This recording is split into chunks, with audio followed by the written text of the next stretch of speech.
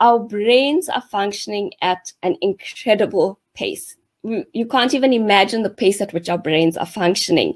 And every time we add something into our brains, we're creating this big muddled mess inside our minds. So we've got this pot, and we now throw in a new idea, a new demand, a new challenge, a new stress, a new requirement, a new task, a new activity, someone else throwing a ball into our court, and now we've got to pick it up and we throw that into our brains as well. So our brains are carrying around this massive muddled mess of, and actually if you empty it out, a lot of it is just garbage, and we've got to get rid of it.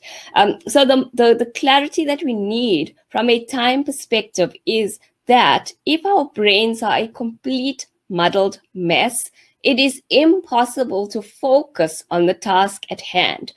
And if we're unable to focus on the task at hand, we are unable to get that task complete effectively and efficiently, which means it's going to take 3 times as long to get done because our brains are not processing as quickly as it possibly can. Think about your computer. So we're all dialing in and we've got computers that we've got access to and laptops.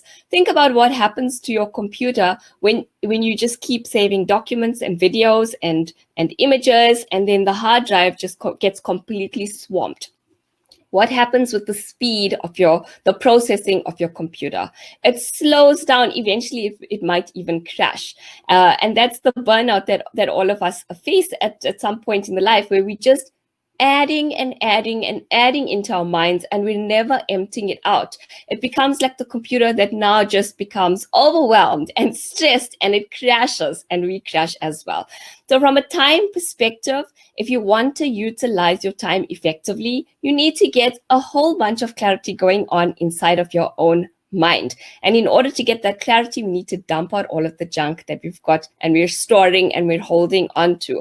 Muddled brain equals time wasted. Muddled brain equals stress and overwhelm. Muddled brain equals anxiety. We've got to get all of the mud out of our brain so that we can start to see clearly, so that we can start to function quicker, so that we can be more effective and efficient. So the next thing we're looking at is how can we create more clarity in our own minds in order to start moving quicker, in order to utilize our time better. And the one thing we can do is get rid of all of the junk in our brains. And an easy way to get rid of all of the junk in our brains is to write it down. Once we've written it down, we're able to then look at what's most important, shove that back into our minds, and deal with those one at a time. And if you're wanting more information and advice around clarity, then go back and watch the video that we did in Spotlight Coaching Session 1, where we speak specifically around clarity and how to get rid of the mud that's in our mind so that we can start to see clearly and move forward with clarity. The next thing I need to look at is to get some certainty going. And certainty is one of those things that if we don't have certainty, it brings about stress and anxiety. If we don't have certainty, it leads to us in getting tasks done that might not be done in the most efficient order, that might not be done in the most efficient way, that might actually be done in a manner that's going to cause us to duplicate tasks, to waste time, to bring some confusion. So we need to create a whole lot of certainty in terms of how we're utilizing our time.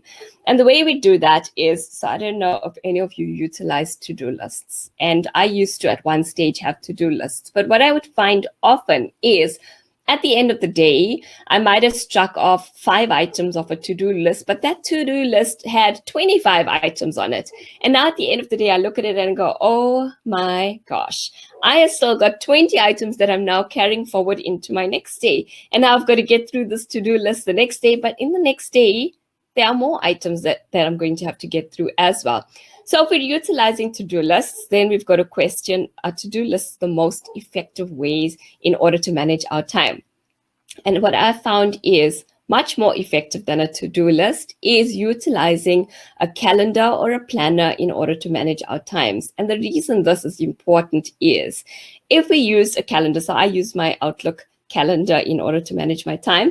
If we use a calendar, we can go in and block off a specific time in that calendar. Now, a to-do list is just a to-do list. It's a long list, and we'll read through that, and we read through that to-do list 20 times in a day, wasting even more precious time. And then we'll pick one item, and then we have to read the whole 20 items again later on in the day to pick the next item. A calendar, we're saying, okay, I have this many hours in my work day. So whether it's 8 hours, 6 hours, 5 hours, 10 hours, I've got this many hours in the day. And this is specifically how I'm going to utilize that time. From 8 to 8:15, I'm going to sit and I'm going to highlight the most important activities that I've got to get through today, and I'll move them up the ladder if I need to. So I'm going to start my day off saying, is my day most effectively planned? Then I'm going to spend the next hour and I'm going to do the most important and urgent tasks that are on my desk, the ones that are going to create the biggest impact. I'm going to get those done. And the rest of my day is blocked out in time slots, specific time slots for me to address certain items in the day. At a certain time of the day, that's when I will check emails. That's when I will do my social media. That's when I'll do all of the other activities that need to happen in that day. So there's a lot of activities that have to happen. At a certain time in the day, I stop and I get cooking, because if we don't cook, then the family doesn't eat, and that's very important. So at a certain time of the day, we get the cooking done. At a certain point in the day, there's time for exercise. At a certain point of the day, there's time to sit down with the family and watch a bit of TV. And all of those things are important. But if we don't plan it in, and if we don't have a lot of certainty and control over how we're spending our day, that's when we end up at the end of the day and we haven't addressed or dealt with many of the activities that we actually wanted to get done in that day. So to-do lists are good as a starting point if you're starting from nothing. But what's better than the to-do list is actually planning out your time very specifically to ensure that you're getting it done. Wiseman saying, very good insight. Any techniques to use on cleaning the brain? Wiseman, clearing your brain, the number one thing you can do is to go and do a brain dump. And a brain dump literally is writing down everything that pops into your mind. And all we need to do is to acknowledge what our brain is holding on to. Our brain wants to hold on to all of the information we're putting into it. We feed it a lot in a day, and it keeps holding on to it because it thinks that we're going to need to access it at a certain point.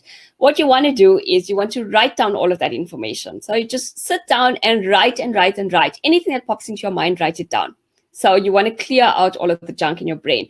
Then go through that list and you've written down 40, 50, 60 things that have popped into your mind. That is how much of information your brain is holding on to at that point in time. Dump it. And then go through that list and strike off anything that's just garbage, that is wasteful information, that is just stuff that you actually can let go of. There's no need to hold on to it. And highlight the information that is most important, that is linked to something you need to get done. Then take those items, group them, group like items together, and say, I need to block off time in my diary to get this done.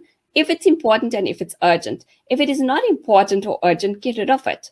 Delegate it, and if you can't delegate it, and if it's not important or not urgent, you probably don't need to get it done anyway. You can take a journal, and at the back of the journal, say to do someday, and write it down there. And what you want to do is give your brain permission to forget about it. Give your brain permission. Say, you know what, brain, I can forget about this right now. I can clear it out of my short-term memory because I've written it down in my journal, in my someday page. And one day, when you have bucket loads of time and you've got nothing to do with it, go to your journal and read the someday page and pick an item out of there and get it done. But if it's been held onto your brain until someday comes, oh my gosh, our brain's just getting paralyzed because there's just too much that's slowing it down. That's a good question, Wiseman. Thanks for asking it.